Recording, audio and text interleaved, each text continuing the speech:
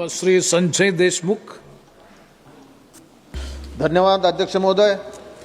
मुझे कृषि और किसान कल्याण मंत्रालय की मांगों पर बोलने का अवसर देने के लिए मैं आपका हृदय से आभार व्यक्त करता हूं। मैं महाराष्ट्र के यवतमाल वाशिम लोकसभा क्षेत्र का प्रतिनिधित्व करता हूं, जो विदर्भ में अत्यंत संवेदनशील और किसान आत्महत्याओं से प्रभावित क्षेत्र है। इस क्षेत्र के किसान आज भी गंभीर समस्याओं का सामना कर रहे हैं।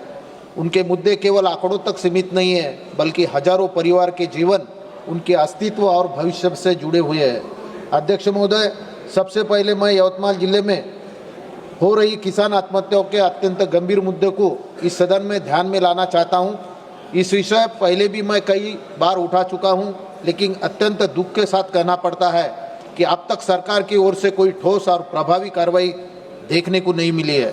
अध्यक्ष महोदय, मेरे यवतमाल जिले में इस वर्ष केवल जनवरी महीने में 22 किसानों ने आत्महत्या की है। इस आंकड़ों के पीछे एक उजड़ा हुआ घर है, एक परिवार है, एक माँ है, एक पत्नी है और अपना भविष्य खो चुके छोटे छोटे बच्चे हैं। मैं स्वयं कई बार ऐसे परिवारों से मिला हूँ। जब कोई किसान आत्महत्या करता है तो उसके घर की स्थिति देखकर मन व्यथित हो जाता है। घर का कमाने वाला व्यक्ति अचानक चला जाता है तो पूरे परिवार को दुखों का पहाड़ टूट पड़ता है। महिलाओं के आंखों में आंसू होते हैं और बच्चों के चेहरे पर एक सवाल होता है कि अब हमारा क्या होगा। इसका जवाब कौन देगा अध्यक्ष महोदय? जब किसान चला जाता है तो घर में सिर्फ सन्नाटा रह जाता है। माँ के आंखों में आंसू और बच्चों के चेहरे पर एक ही सवाल रह जाता है। वो पूछते हैं, पापा क्यों चले गए? लेकिन इस सवाल का जवाब किसके पास रह जाता है? अध्यक्ष महोदय, मैं सरकार से स्पष्ट रूप से पूछना चाहता हूं, क्या विदर्भ के किसानों की जान इतनी सस्ती हो गई? आज विदर्भ का किसान कर्ज, फसल की विफलता, बाजार के अस्थिर कीमतों और प्राकृतिक आपदाओं के कारण मानसिक तनाव में जी रहा है। केवल आंकड़ों प्रस्तुति करने से समस्या का समाधान नहीं होगा। हर आत्महत्या के पीछे एक टूट चुका हुआ परिवार, एक विधवा और अनाथ बच्चे होते हैं।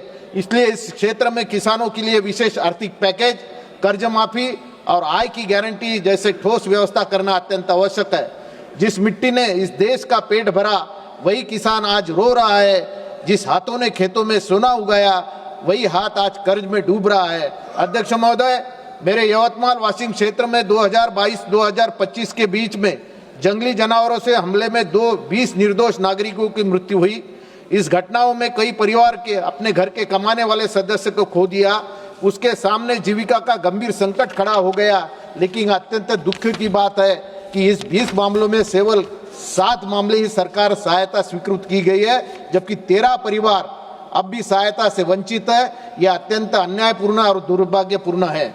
अध्यक्ष महोदय, मैं आपके माध्यम से सरकार से निवेदन करता हूं कि जंगली जानवरों के हमले में घायल और स्थायी रूप से विकलांग हुए व्यक्ति को, परिवार के बच्चों को शिक्षा का पूरा खर्चा सरकार उठाए और अधिक से अधिक सहायता प्रदान की जाए। साथ ही जिन किसानों ने फसलें की जंगली जानवरों से द्वारा नष्ट हुई है, उनको उचित राशि दी जाए और किसानों की फसल की सुरक्षा के लिए डॉक्टर श्यामा प्रसाद मुखर्जी जन विकास और ऊर्जा कुंपन योजना की सीमा 15,000 रुपए से प्रति लाभार्थी से बढ़ाकर 1 लाख रुपए प्रति लाभार्थी की जाए। अध्यक्ष महोदय, इसलिए मैं आज सदन के माध्यम से सरकार से कहना चाहता हूं कि किसानों को सिर्फ सहानुभूति नहीं, न्याय चाहिए। किसानों को सिर्फ आश्वासन नहीं, समाधान चाहिए। क्योंकि सब किसान हंसता है तो देश समृद्ध होता है, और जब किसान रोता है तो पूरा देश कमजोर होता है।